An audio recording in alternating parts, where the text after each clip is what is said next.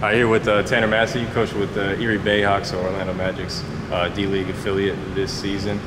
Came out to the Portsmouth Basketball Summit. What'd you think about the event? How'd you like everything you saw? Good. I mean, talent's very solid. A couple of players in particular really showed some good things, but overall, the talent was solid. You know, had a lot of skilled players who could dribble the ball, who can shoot it. Guys playing hard. Ultimately, that's the main thing you want to see at an event like this. Pretty good. Definitely.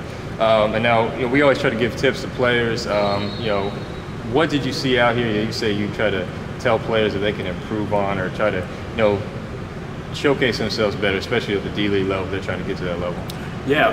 At this, what I would suggest to these guys is that it's important to not only move the ball, but to do the extra little things, because at the D-League level, you're playing with guys who are directly affiliated with the NBA team that they're with. And those are the guys who are going to get the most minutes, who are going to get the most shots, who are going to have the ball. So what other little thing are you going to do? What is your niche that's going to allow you to be on the floor with those guys? Whether you are an excellent rebounder, whether you can guard multiple positions, sprint the floor, move the basketball, talk. Those little things are really important. And there's only one basketball, and honestly, the guys that are directly affiliated with the NBA team, those are the ones who are going to have the ball in their hands the most. So what else do you provide? That's the main thing I would say. Yeah, that's some good advice. Now, I know you helped out one of our Basketball Summit alumni, Regis Onwukamuchi, played with you this year up in Erie. Definitely came out and performed really well at our events. If you want to talk a little bit about how he played and how you saw him develop. Yeah, well, Reg, he's 2 years removed from Prairie View A&M, but he came in to the D-League 2 years ago and was the last cut for the Bakersfield Jam. And big body, he can provide a lot, but he not very skilled, honestly. But the guy does a lot of those little things that I just mentioned to allow himself to play.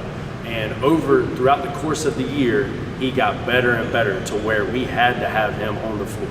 We had to have his presence on the floor. So he struggled early on with playing without fouling. He would foul a ton, and his fouls per minute was probably one foul per minute and a half he was on the court.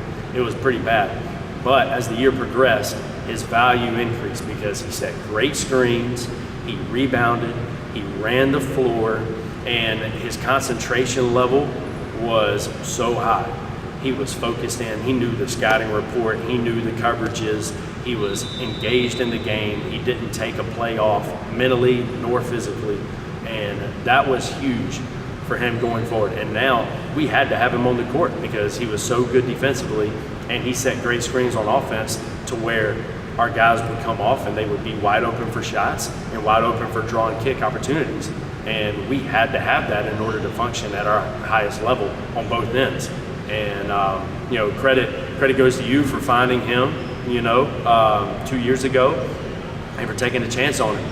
But those are the little things that allowed him to be really good for us, and now has really set him up going down the road. I mean, he probably started close to half of our games in the D-League at the center position, and that is unheard of for a guy like him. Definitely, that's one of our big success stories. I'm hoping we can get you some more players like that. But appreciate you coming out to the camp this year, and we'll stay in touch. Definitely. Thank you for having me.